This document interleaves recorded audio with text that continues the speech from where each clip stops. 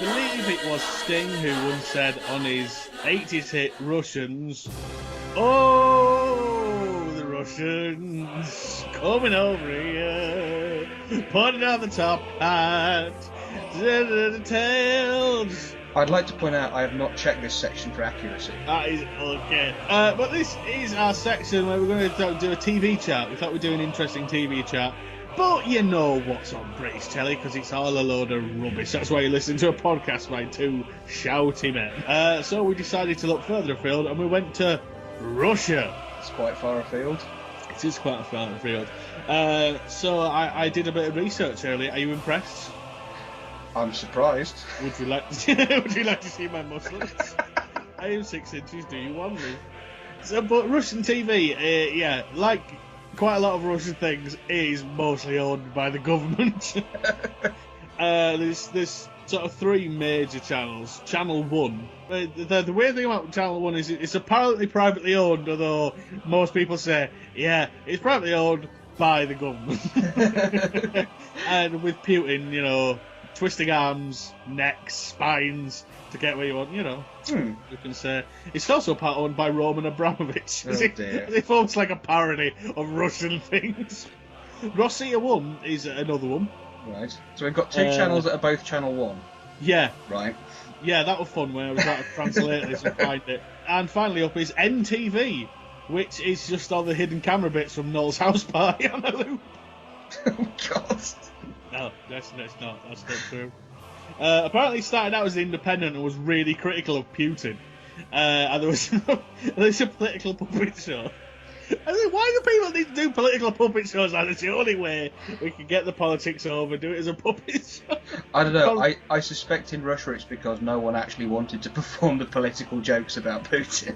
Well, there's a program called Kukley. What do you think Kukley means? I'm not sure I want to know. That's right, puppets. NTV is independent, who were taken over by force by its chief shareholder, which is the Gazprom. Oh, who, God. For some reason, are Russia's biggest gas providers. Which is a much bigger thing than it sounds over there. Yeah. Over here, if you were like British Gas had bought something, like, really? Like Why? ITV. Like, what? Over there, it's like, if you annoy Gazprom, your country freezes. So. And also, Gazprom was the spin-off from Two Pints Lager and a Packet of Crisps. Oof. Just Will Mellor turning up to discos at schools. Bad.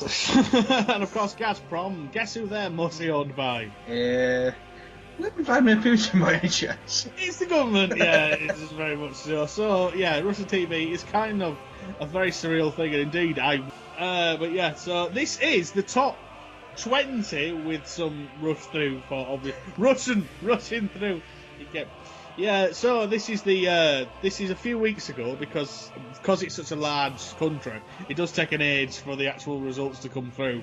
So we'll just crack on, shall we? Yeah, absolutely. So because I'm reading them out, you get to do the numbers. Ooh, no, number 20. At number 20, it's news. Which news? 15 o'clock. 15 news. o'clock news. 15 o'clock news. Actually, that was joint with the excellently titled Laugh Comedian. I'm a big fan of Laugh Comedian. I'm sick of that crying comedian. 19, the solemn ceremony of inauguration of President Vladimir Putin. Now, I think there's probably a few people out there who have been herded into dissident camps because that is only at number 19. It's very possible.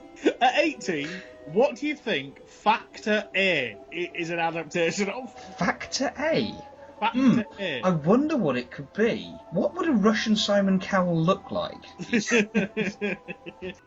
At 17, I couldn't find anything about this, and you know what? Strangely, I prefer that. The Secret of Show Business, The Unholy Joseph.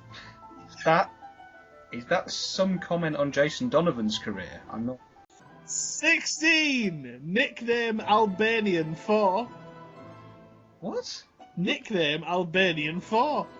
That's just words. That's Yeah. not a type. And at 15, I think some of this is lost in translation. Cop-in-law 4. Cop-in-law. Cop-in-law. Right. It's a family police drama. 14. The daughter of an accordionist. They're very literal with the titles. Musician Bob raises a daughter and a permanent job does not have.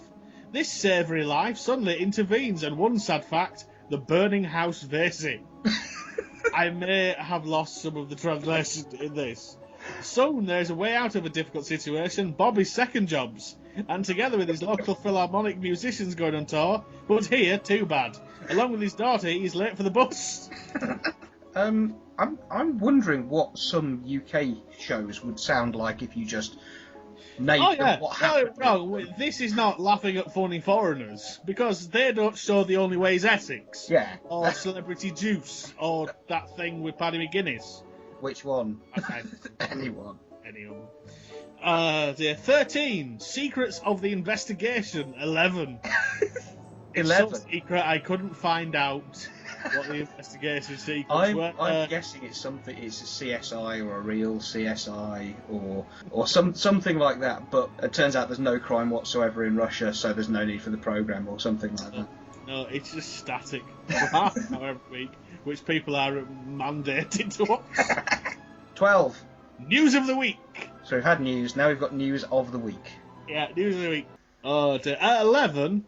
Oh, sometimes, things are the same in any country.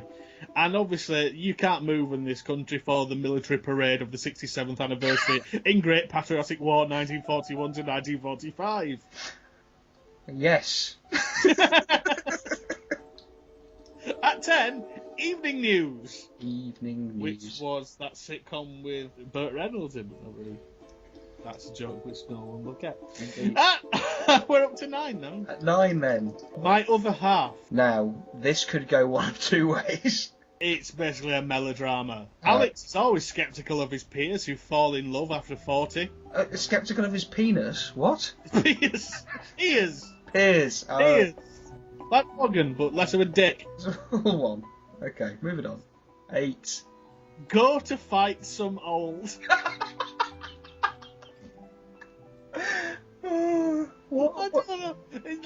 I tried translating it in many ways. It always came out as "go to fight some old." It's a 1973 war film, and apparently it'd been on television recently because they colorized it, and everyone who was in the original and the director went, "That's not legal." 7. News. They love a bit of news, don't they? 6. Let them talk. Or let them speak. There is a variation on that. It's basically a chat show. I was going to say, has Clive Anderson moved over to... Let them talk, let them talk, let them all talk in Russian, let them all talk in Russian, let them all talk.